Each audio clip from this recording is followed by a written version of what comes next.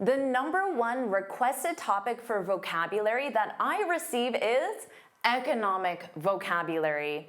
You need to understand terms like inflation, recession, GDP, tariffs for your daily life, when you're discussing current events, and for your language exam. Today you'll learn everything you need to know in this economic vocabulary masterclass.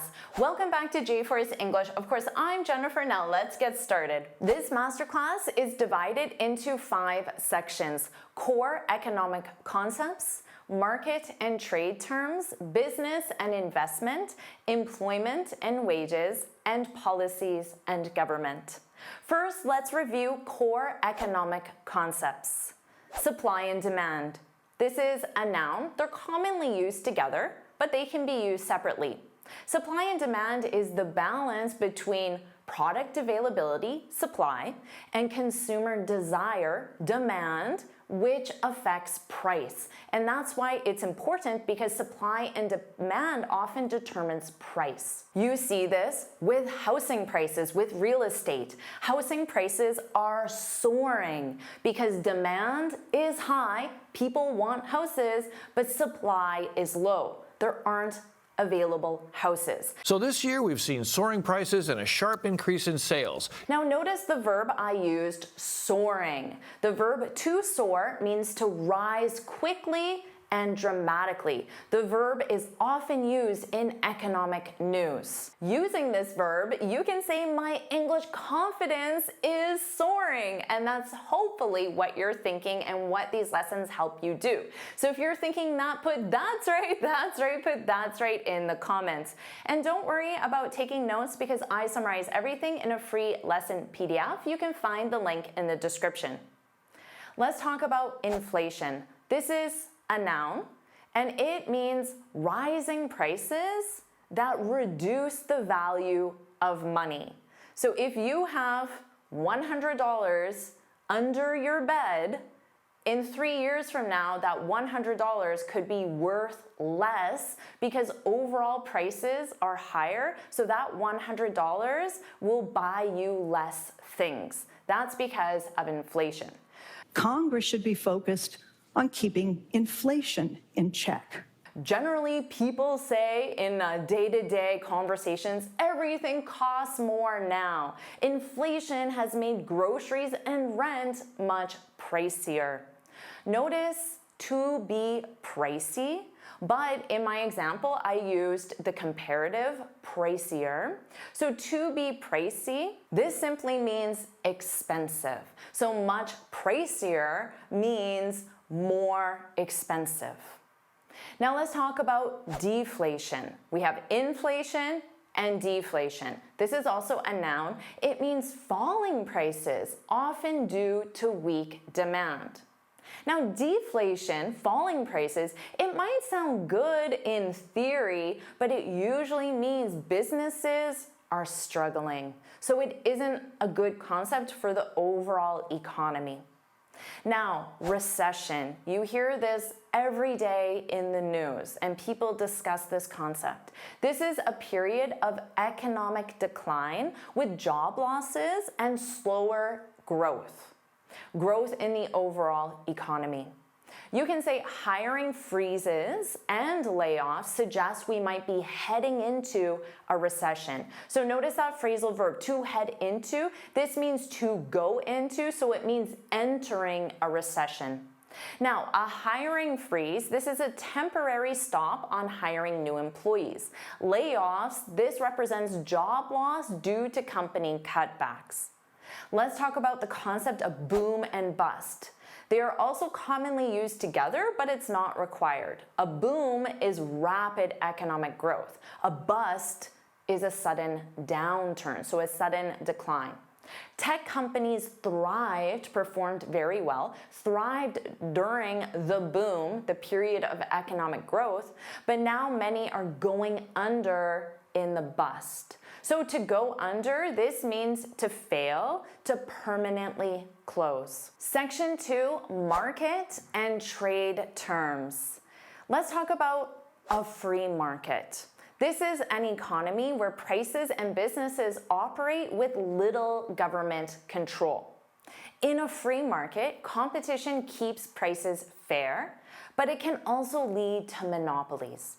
A monopoly, this is when one company dominates a market with no competition, and this is not good for overall economic growth. Is a plethora of choice necessary in a free market?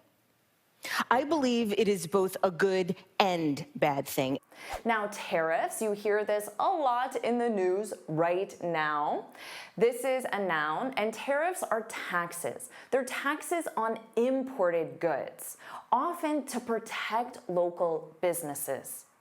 Now, I said you hear this a lot in the news right now. At the time of this recording, Donald Trump is threatening to impose tariffs on many countries, including my country, Canada, and Mexico. Now, notice I use to impose a tariff. This is to officially force a rule, tax, like a tariff, or a punishment. Now, I also used the word imports. So let's talk about imports and exports. Of course, imports are goods brought into a country, and exports are goods sold abroad, exiting the country. Electronics are the country's main import, so that's the noun form, and sugar is its primary export. Notice I use main and primary. They're interchangeable and commonly used with import and export. Now, you can also use the verb form, and you can say the US imports a lot of oil. So notice it has that S because it's the present simple conjugated with the subject, the US, third person singular. The US imports a lot of oil while it exports agricultural products like corn. So oil is entering the country, corn is exiting the country. Let's talk about trade deficit and trade surplus. So a trade deficit happens when a country imports more than it exports. And then a trade surplus, well, it's the opposite. It's when a country exports more than it imports. So the country's trade deficit is growing because it buys more from other nations than it sells. Is that we have a food trade deficit and food trade surplus at the same time. We ship cheap food out into the world, and we got to reach beyond our borders to import the food that's most important to human health. Let's talk about a bubble. This is a noun. So a bubble is when asset prices rise far above their true value. The real estate bubble burst in the US in 2008. Did you read about that? Now, notice I used burst. In my sentence, it is a verb, but it can also be used as a noun. And to burst or a burst is the sudden collapse of those inflated prices. So inflated means they're bigger than they should be, and then burst is when they go back down to a smaller size. Section 3, business and investment. Let's talk about a market crash. This is a sudden and sharp drop in stock prices. So the 2008 market crash wiped out billions in retirement savings. You can also say the 2008 market crash happened when the real estate bubble, the inflated prices, when that bubble burst. So when it quickly collapsed. Frankly, I think before the market crash of 2008, many Americans looked at Social Security as, oh, you know, it's greens fees. You know, I'll take it at 62, so what if it's reduced? It's no big deal. Now, of course, the stock market. This is the place where shares of companies, so a share represents ownership in a company, a share of companies are bought and sold. The stock market dropped today, or the stock market rose today. You can use both of those. And every day the stock market does both. It drops and it rises, usually like this every day. Now let's talk about a bull market and a bear market. Have you heard these terms? A bull market is when stock prices trend up over time. So it's not just today. It's over a period of time. So this represents a strong economy. A bear market is when stock prices trend down over time. So not just for a day or a week, it's a longer period of time. It's a trend. You can say investors made huge profits during the bull market, but now we're in a bear market and stocks are crashing. So to crash, this is a sudden and sharp decline.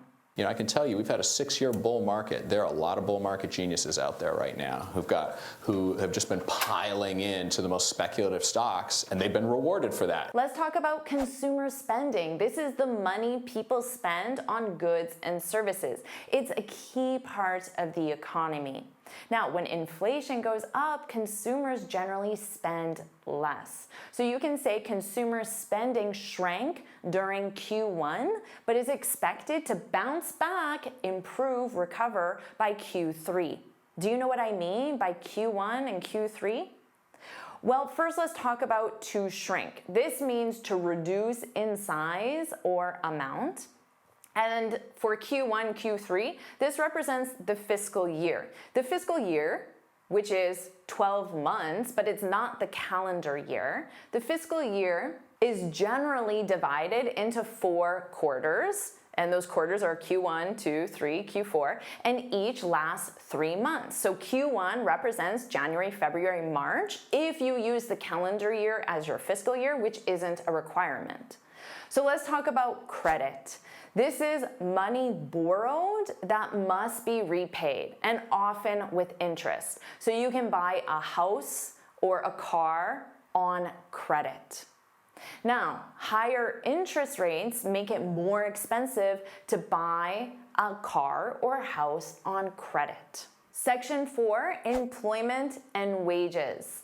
Let's talk about the unemployment rate. This is often in the news. This is the percentage of people who are jobless but looking for work. So retired people, children, they are not in the unemployment rate because they aren't looking for work.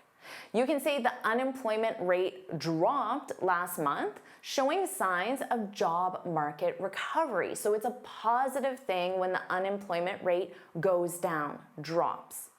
Now, the job market, this is the availability of jobs and the competition for them. For example, with so many layoffs, the job market is getting tougher for new graduates. Remember, we already discussed layoffs. This is job loss due to company cutbacks. So companies aren't spending as much money. The 2 fastest growing occupations in the entire job market are solar panel installers and wind turbine technicians. Now let's talk about the cost of living. This is the amount of money needed to cover basic expenses like housing and food.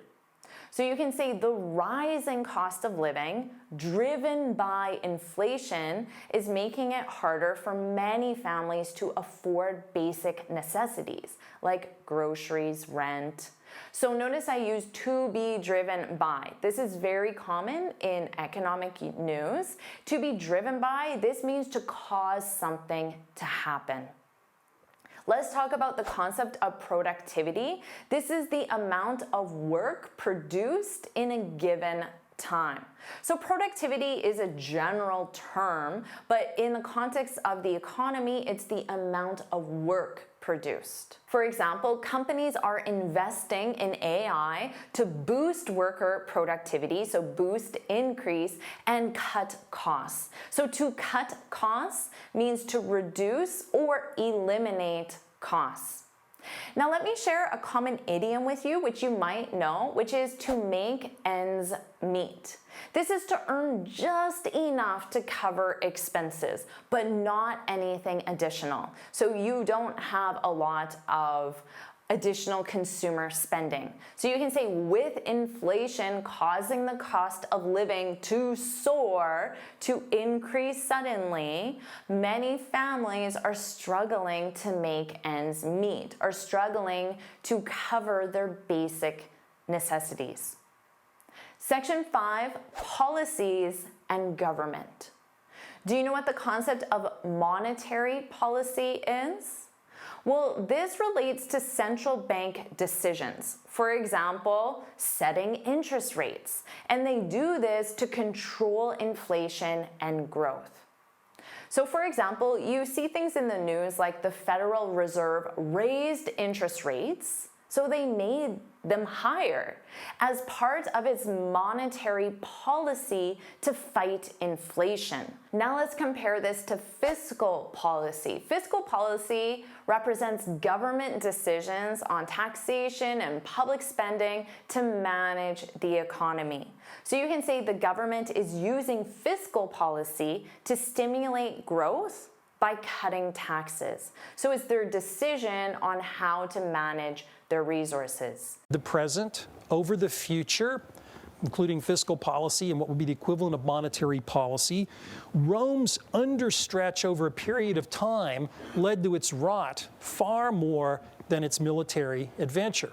Now, of course, taxes, you know what this is. This is money collected by the government from individuals and businesses. So here are some phrases that you, as a consumer, need to know. When are taxes due? Because you need to pay your taxes. When are taxes due? When is the deadline, so the final date, the deadline to file taxes, to submit taxes? So you can use to submit taxes, but we commonly use the verb file, to file taxes. Now let's talk about national debt. This is the total money a government owes. So it's the debt, the amount owing. There can be consumer debt, personal debt, but national debt is what your country owes. So you can say the national debt is soaring, increasing sharply, as the government borrows heavily to cover its budget deficit. So a deficit or a budget deficit, this is when spending exceeds revenue. Now, let me share another idiom, to be in the red or to be in the black. So both of these use the verb to be and in the. So notice that sentence structure. If you're in the red, it's bad. You're losing money. That's why a lot of companies will say, we're bleeding, because red, blood, and it's gushing out of them. It's like money is leaving them. We're bleeding, we're in the red. In the black, that's positive. It means the company is profitable. So you can say after years of being in the red, so remember, you need the verb to be. In this case, it's conjugated in the gerund form because our preposition of. After years of being in the red, the new technology helped the company cut costs, reduce costs, eliminate costs, and move into the black. So we commonly use the phrasal verb to move into to talk about the transition from one category to the other. Now this may be a lesson you need to review again and again because these terms may be new to you and may be intimidating, but I promise, watch it again, review the lesson PDF. You can get it in the description, and I know you will have no difficulty understanding these concepts when you see them in the news or when your family, your coworkers, your friends are discussing economic issues because they affect all of us. So do you want me to keep helping you understand and learn advanced vocabulary? If you do, put let's go, put let's go in the comments. And of course, make sure you like this lesson, share it with your friends, and subscribe so you're notified every time I post a new lesson. And you can get this free speaking guide where I share 6 tips on how to speak English fluently and confidently. You can click here to download it or look for the link in the description. And here's another lesson I know you'll love. Make sure you watch it now.